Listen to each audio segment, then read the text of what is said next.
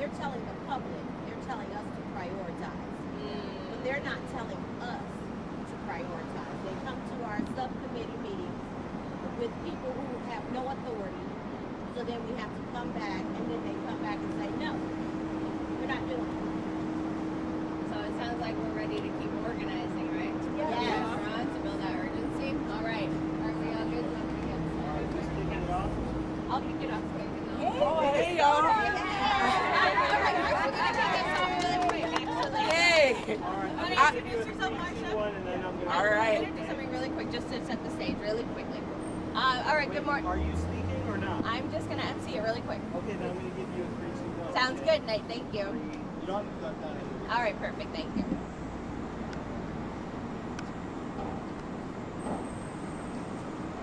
Good morning, everyone. Chicago Teachers Union members are here today. It's actually the first day back for some of our members. Our school clerks are in the building, but we are here just a few weeks before the start of the school year. Members are here to talk about the funding our schools deserve and the contract our students deserve. There's an urgency here with the school year starting off, and so you're going to hear from a few of us about also why we're here today at the Chase Tower. So I'm going to kick it over to Marcia Howard, who is the president of the Minneapolis Federation of Teachers, who's joining us this morning. And my name is Casey Sweeney, CASEYSWEENEY. Hello, I'm Marcia Howard from Minneapolis Federation of Teachers, Local 59, MARCIAHOWARD. I'm the president of the teacher chapter. You may have heard about Minnesota in the news a lot. Although we are considered a progressive state, we too, as a state, suffered from bad deals with banking. I've been a high school teacher for 25 years. I've been a homeowner in Minnesota, and we suffered the travails of dealing with Wells Fargo Bank. We've suffered from our school district having bad deals with banks, of us putting money in a pot with folks basically dealing with banks who did us a disservice. And when the banks got a bailout, they were able to run away with the pot of money. And they did that on the backs of homeowners, many of whom who were black and brown, right? Lost their homes. Schools, our urban school district, black and brown students and families, didn't get the funding that they deserved. And yet the banks got the bailout. And then I turn around and next door, the state next door, 6 hours away, y'all dealing with the same thing. And I'm sorry, I came to y'all open bargaining, and saw someone Tokyo drift through a conversation when y'all asked them point blank, what will y'all do in order to hold the banks accountable? And it seems to me, with that, 600 million plus debt that y'all got, that you would be holding somebody accountable, that you would be partnering with Chicago Teachers Union with holding them accountable and litigating and saying, hey, there is a means, I swear to y'all, there is a means to go and sue and get some of that money back that belongs in the schools, that belongs to the families, that belongs to the kids. There's a way to do that. So the question is, will Chicago Public Schools partner with CTU to go and get some of that money? Imagine it's a quest. If you got a shared goal to get funding, wouldn't you want to partner with people who have the same priority, if in fact that is your priority? They say a budget is a reflection of your greatest priorities. So if y'all accept the city of Chicago, Chicago Public Schools, and definitely CTU, accept that your greatest priority is giving students the school that they deserve, then I hopefully wish to see Chicago Public Schools accept the call, answer the call, and go get that money. Right. Hey, Chase Bank, they got the money, give it back to who deserves it. the students of Chicago Public Schools. Thank you so much, Marsha, for your solidarity. As Marsha mentioned, we had open bargaining, public bargaining last night with Chicago Public Schools on budget and finance. Another one of our experts who presented on the CTU side is here this morning, Saqib Bhatti. Saqib, do you mind coming up and sharing a little bit about what you shared last night? Good morning, everyone.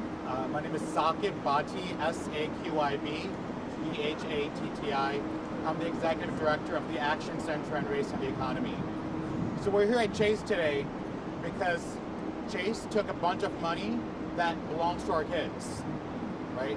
CPS is dire financial straits right now, and one of the big reasons is because banks like JP Morgan Chase and Bank of America systematically ripped off CPS for years and years and years. So we know, during the subprime crisis, that banks were selling predatory loans to black and brown families, loans that were designed to fail. They did the same thing with CPS, right? They sold CPS a particular type of deal that their internal documents showed that they know it was headed for a meltdown. They used the word meltdown at the same time that they were selling these deals to CPS. And what happened? The market melted down, right? And it caused CPS a fortune. There are toxic swap deals that CPS got into because banks pushed them into the deals. At the same time that they're telling CPS to take out these deals, they were actually rigging the interest rates. Is that right? No, that ain't right. No. It's also not legal, right? It is illegal. And then because CPS had to pay out an arm and a leg on these toxic swap deals, $234 million in penalties, they had to borrow money to make ends meet, right? And when they went to borrow that money, JP Morgan Chase said, well, your credit is so low that no one wants to give the money to you. So they gave them a really bum price. But then they turned around and flipped the deals just a few weeks later for an 82% annualized profit, right? 82% profit in just a few weeks after saying no one wants your deals. And what that really begs the question is, did they give CPS a fair price? No. But turns out they're legally required to give CPS a fair price because they're a fiduciary to CPS, which means the banks had to put CPS's interest ahead of their own. And they didn't do that. That's also illegal. So we know that when banks break the law, we need to hold them accountable. In 2011, AG Lisa Madigan led the way for a multi-state settlement against Bank of America for predatory lending. Right? In 2015, then AG Kamala Harris in California led the way on a lawsuit to get credit rating agencies to pay up for ripping us off. We need the same thing now. We need to get the money back from JP Morgan Chase and Nuveen Financial that they ripped off our kids from, because so that we can actually have good schools and the education that our kids deserve. Thank you.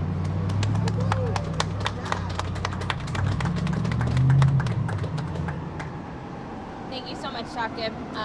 Stacey Davis Gates, our president, said last night the predatory nature of the financial industry, they see our students just as they saw their parents, right? When we're talking about subprime mortgages, that was the deal they gave our schools.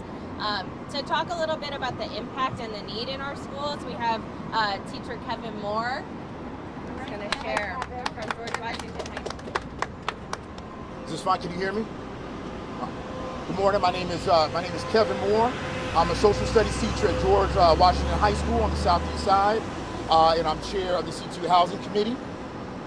And I just kind of want to talk about why I'm here today.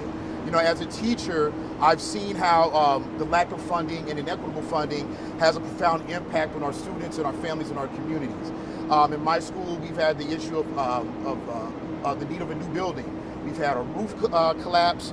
We have asbestos. We've had unclean water. We have the need of more modernized athletic facilities, after school options. We've seen the issues of classroom sizes, how that's impacted students. And then we've also seen how, with the recent round of layoffs, how staffing is going to have an impact on students as well. And we've also seen how housing is also having an impact on our students. Students who are doubled up, who don't have the resources they need to have the hygiene they need to come to class. That's leading to issues with enrollment, attendance, dropout rates, etc. So all of that is leading to negative education outcomes.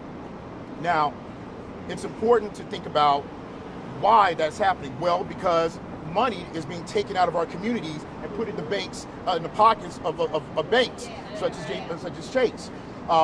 Historically, the black community and black and brown communities in our school district have been used as a way to make profits for all these banks. So that's money that can be going into our schools to give our students the school day that they deserve. Now, we're in the middle of bargaining with CPS, and we have really bold, brave proposals. Some words that have been used to describe those proposals are words like aspirational, expensive, or the scary one, radical.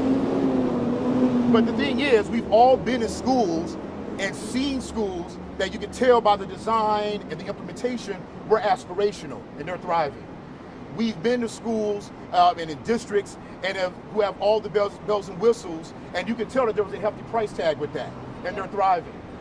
We've seen and read and heard about cities and states and districts taking radical approaches to fund their school districts. By radical, I mean taxing the 1% and making them pay their fair share, and they're thriving. So if Chicago is one of the wealthiest cities in the country, that's part of the wealthiest country in the world, it's one of the greatest cities in the country, some might say the greatest city in the world, why is it that all these other places can transform their school district and we can't? So what we're asking is what was stated before. It was stated in public bargaining. It's been stated in our subcommittee meetings with our as we meet with CPS. We understand that the long game in changing, transforming public schools in Chicago is possibly going to cost money, but that's not really what's key here. What's key is that we're asking for a partnership to put our heads together to figure out how we can get money that the banks owe us, money that the state owes us, money that's even owed to CPS. So how can we partner to do that, as well as think of sustainable revenue streams? And also we're encouraging CPS to act with a sense of urgency to get money that's owed to us. And to overcome your resistance to entering a partnership with us, so that way we can work together and fund the schools that our children really deserve. Yes, some of the things we're asking for might have a price tag to it, but entering to a partnership costs you nothing, right? Now, I'm not good at math. Maybe there's some hidden fees or something in there that I don't know. As a teacher, we collaborate all the time with lesson plans and curriculum. I've never had to put money up front, but maybe I'm doing the collaboration part wrong. As far as I know, when you work together, it's nothing. All you need is time, energy to sit at the table and come to a solution for a common cause. So that's our ask for CPS. That's why we're here in good faith, to demonstrate that we're here. We're waiting on you. We'll continue to come to the table. We're waiting for you to show up. Thank you. Thank you, Kevin. Our last speaker is our Vice President, Jackson Potter, to close us out. Good morning. Jackson Potter, Vice President, Chicago Teachers Union. When we talk to parents, and we talk to a lot of them every day, they tell us they want fully funded schools with art, with librarians and libraries, with a lot of different options for their children to learn, grow, and be nurtured and develop, social workers and counselors. And the majority of our parents and our educators will tell you that that's not in place day one when school begins in a couple weeks. We still have a ways to go. Our proposals get us there. But you can't have big banks and the financiers robbing the schools of nearly $400 million and expect to get there. That will deprive our students of the schools they deserve. No doubt about it. Notice, this amount of money is about 3/4 of what CPS projects is their deficit. So if they paid back what they stole, we'd almost be at a point where we could begin envisioning what else is needed beyond what we already have. We are asking the banks to pay back on these bad predatory deals that they arranged with Bruce Rauner and Rahm Emanuel back in 2016 that eliminated the district's reserves. They're a bad actor. They need to pay their fair share. They're living large. Our schools are crumbling. That can't stand. So we are asking for what's just. And let me be clear, to everybody here and everybody listening. We have been raising this very issue with Sakib Bhatti and his institute since 2016. We have sent letters to the district. We have asked them to participate in affirmative litigation, and they've refused. Finally, they said last night in public bargaining that they've signed on to some existing efforts that came after these bad deals went south and doomed our finances till today for all these hundreds of millions of dollars. These are hundreds of millions that could go into enrichment, that could go into after-school sports, that could build out another art program in schools across the city, that could lower our class sizes beyond the 40, 35 that we see in many places. It is unacceptable that we told the district we were doing this today last night, and they wouldn't have even asked, can we join you? Can we have more information? Can you tell us a bit more about your strategy and ideas of how we win this critical resources back for our children? They didn't do that, so we're doing it. We're going to deliver the same message to Pedro Martinez with greater detail, clarity, give him another opportunity to reverse track and do the right thing. We hope that he will accept it. We have delivered a letter this morning to Attorney General Kwame Raoul, and it was accepted with open arms. More than I can say for CPS or the Board of Education up to this point. We hope when we march over there, we can say the same thing, that they will express interest and real advocacy for our students against bad actors. We know an Attorney General who has done this, Kamala Harris. She prosecuted banks as the AG in California.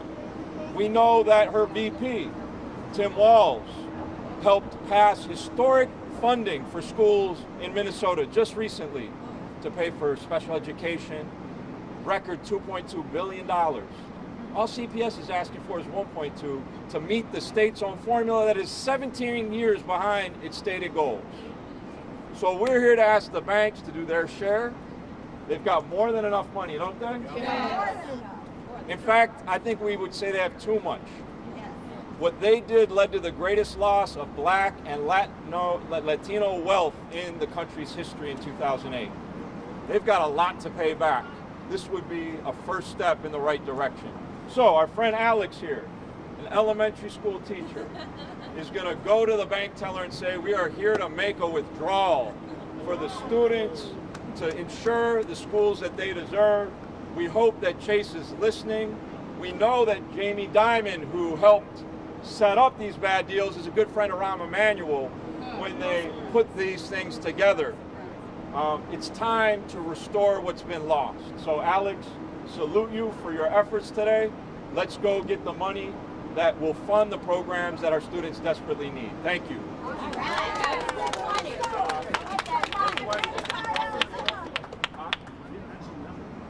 Yeah, I did. Yeah, I did.